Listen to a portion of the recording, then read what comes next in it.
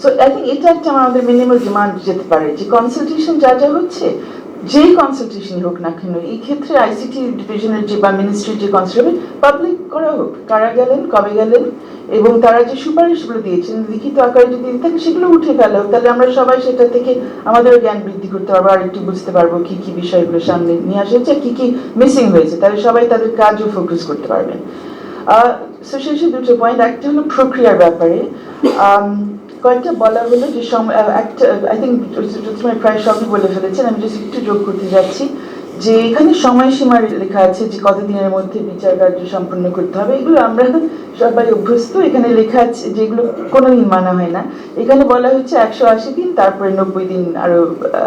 এটা বাড়ানো যায়, এবং যদি সময় মতো শেষ না করা যায় হাইকোর্টকে কোর্ট জানিয়ে দিবে, ট্রাইব্যুনাল জানিয়ে দিবে কেন পারেনি। সো এখানে আমাদের সবার এক্সপিরিয়েন্স যেগুলো, যেমন এগেন আমরা যদি আমাদের সভাপতির উদাহরণ নিতে পারি, ওনার এখন 6-7 বছরে হতে যাচ্ছে না, মামলা পেন্ডিং অবস্থায় আছে, then no management of the case, no effort to try and reduce the time or anything, because এই মামলাগুলো করার মূল উদ্দেশ্যই হচ্ছে হয়রানি করা।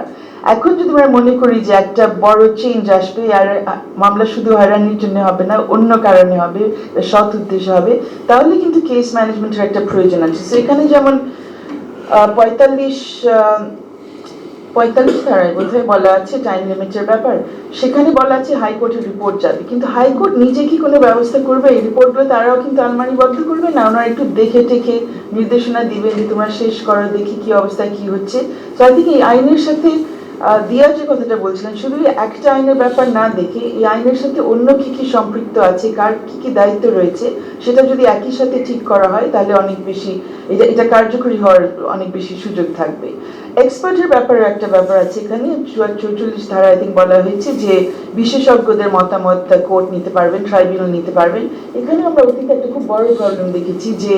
প্রসিকিউশনের পক্ষে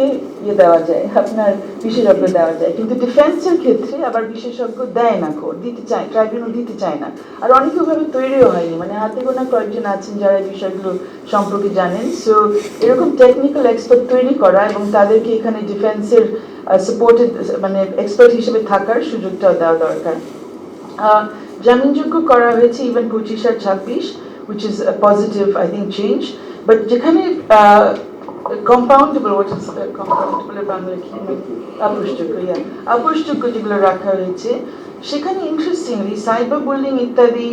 ওগুলো আপোষযোগ্য করা হয়েছে, কিন্তু ধর্মীয় অনুভূতিতে কেউ যদি আঘাত হানে সেটা আবার আপোষযোগ্য না। অথচ আমরা জানি সেখানে অনেক ধরনের ভুয়া মামলা হয়, মিথ্যা মামলা হয়, হয়রানিমূলক মামলা হয়, এবং অধিকাংশ ক্ষেত্রেই যারা খুবই অর্থোডক্স ভিউ না নেন, একটু ডিসেন্টিং ভিউ নেন, একটু প্রশ্ন করেন, মেবি মারফতি টাইপের এরকম অন্য যারা সংখ্যাগরিষ্ঠ ধর্মের না, তাদের বিরুদ্ধে অনেক ক্ষেত্রে এইসব মামলাগুলো হয়। এখানে কেন আপোষযোগ্য রাখা হবে না সেটা বুঝলাম না। আরেকটা ফাইনাল দুটো প্রসিডিউর পয়েন্ট, আরেকটা হলো স্যাংশনের ক্ষেত্রে, এটাও ধর্মীয় অনুভূতিতে আঘাত হানার ব্যাপার, যেটা বলছিলাম যে ঔপনিবেশিক আমলের যে রক্ষা কবচ ছিল সেটা আমরা রাখছি না। আগে যেটা ছিল যে এরকম ধর্মীয় অনুভূতিতে আঘাত হানার জিনিসটা যদি আলটিমেটলি রাখা হয়, ওরকম মামলা করলে সেখানে আপনার এটা ভালো করে পর্যবেক্ষণ করে এটার জন্য একটি অনুমোদন নিতে হয়, আগে ছিল স্বরাষ্ট্র মন্ত্রণালয় থেকে নিতে হয়, এটা ভাবা যেতে পারে কোথায় থেকে নেওয়া হবে, কিন্তু ওটা হ্যাঁ মানে সরি মানে আইনে আছে, আমাদের সিআরপিসিতেও আছে, বাট আমি বলছি যে আমরা ওইটা ওভাবে রাখবো না, অন্য কাউকে দায়িত্ব দেবো কিনা এটা দেওয়ার, বাট ওইটা থাকাতে যেটা সুবিধা হয় যে এখানে আপনার আমরা যে কেউ গিয়ে যে কোনো সময় মামলা ঠুকে দিতে পারি না, একটা ইম্পর্টেন্ট ব্রেক হিসেবে কাজ করে, কিন্তু আমাদের সিএসএ টিএসএ এগুলোর মধ্যে এটা নাই, ওটা একটু বিবেচনা করা।